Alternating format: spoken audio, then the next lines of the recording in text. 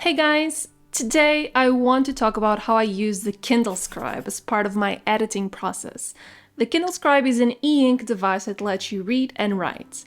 So first things first, I have both the regular standard Kindle and this one. And the main thing is that the Scribe has a big screen. Before the Scribe, I used the normal Kindle to try and add notes and highlights, but honestly, though the weight of the standard one is perfect and it's still my favorite one to read, it's not that good of a writing experience. Besides, both of them have got that paper-like matte finish, so there's no annoying glare. It's super nice for reading in bright light or just making you feel like you're writing on real paper. Now, personally, when we're talking about reading or annotating a 400-page book, I spend a long time looking at the screen. So for me, there's a big difference between looking at this type of screen versus looking at an iPad, for instance. I also have a couple of eye conditions that may or may not impact my experience here, so honestly, I don't know if the difference I feel is just me or it's literally a universal experience. Besides the screen, there are two other things that make this device stand out to me. First of all, the battery. Oh my god, I still remember what it was like to have a Nokia phone whose battery lasted a full week, and this is the closest experience I've had to that. It charges quickly, lasts ages, even with the annotating functionalities. Secondly, the feeling of writing on the screen is wonderful. I had an iPad before with the paper-like screen protector, and honestly the difference is huge, and the Kindle Scribe definitely wins in my opinion.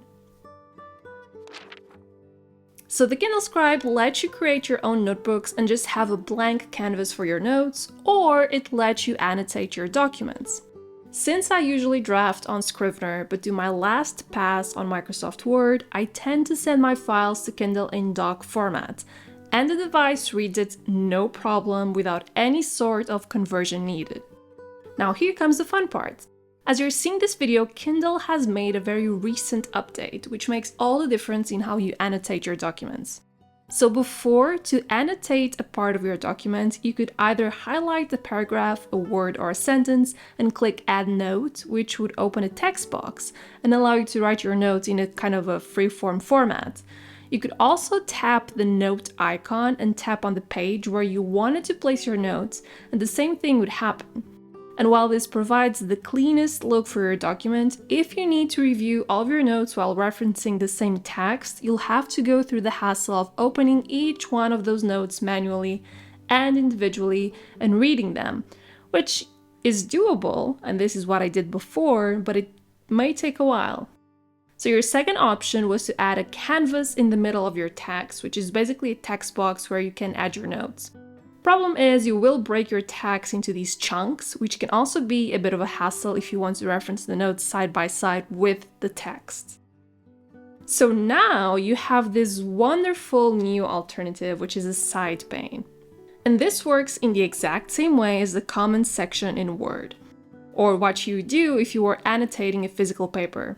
So basically you have this column that you can either show or hide as you're reading, and you can just add your comments as you go and be able to reference the text along with your notes as you read. Now the problem here is that this means the display will shrink the text a bit, but you can always hide the pane if you just intend to read, and honestly it makes everything so much easier when you're trying to work on edits.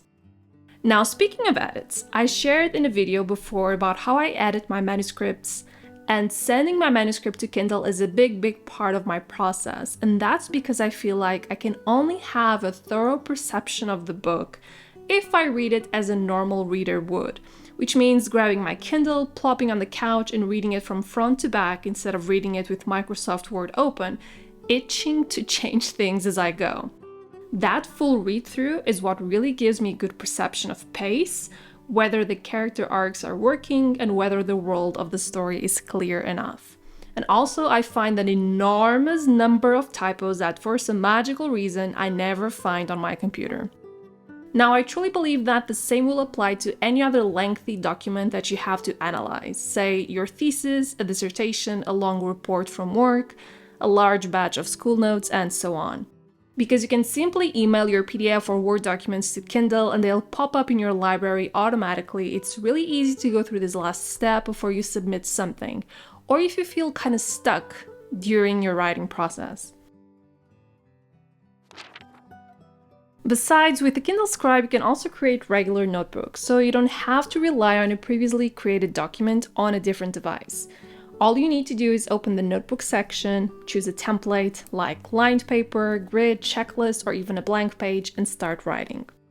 This makes the Kindle Scribe super useful for brainstorming, outlining ideas, or even jotting down quick notes without the distraction of other apps. And because it's all digital, you don't have to worry about losing your notes or running out of pages. Everything gets saved automatically, and you can organize your notebooks into folders for easy access. Another cool feature is the ability to export your handwritten notes as PDFs or images, which is great if you want to share your ideas with someone or if you want to transfer them to another device or print them. You can send them via email or sync them to your Kindle account, making it seamless to switch between your Scribe and other tools you use. And here's something I personally love. There's an option to convert your handwritten notes into typed text. It's not always perfect, but it's super handy when you want to clean up your notes or make them easier to read later.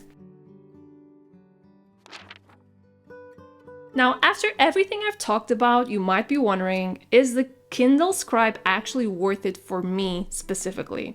Well, that depends on how you plan to use it. I honestly feel that for certain types of people, the Kindle Scribe may be life-changing, but I also think that it's a very small universe of people.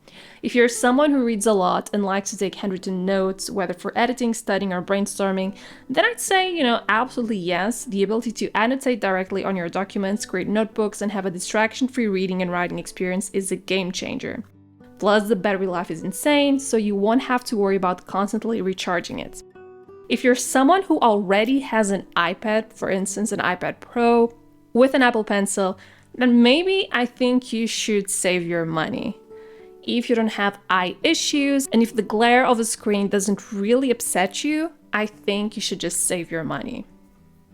On the other hand, if you mainly read for entertainment and don't see yourself taking a lot of notes, then a regular Kindle might be a better and cheaper option. The Scribe's main appeal is the handwritten functionality, so if you're not going to use it that much, you might not get the most out of it. Also, the Scribe is much heavier and it's much bigger, so it's not as handy as carrying, a typical regular standard Kindle in your handbag.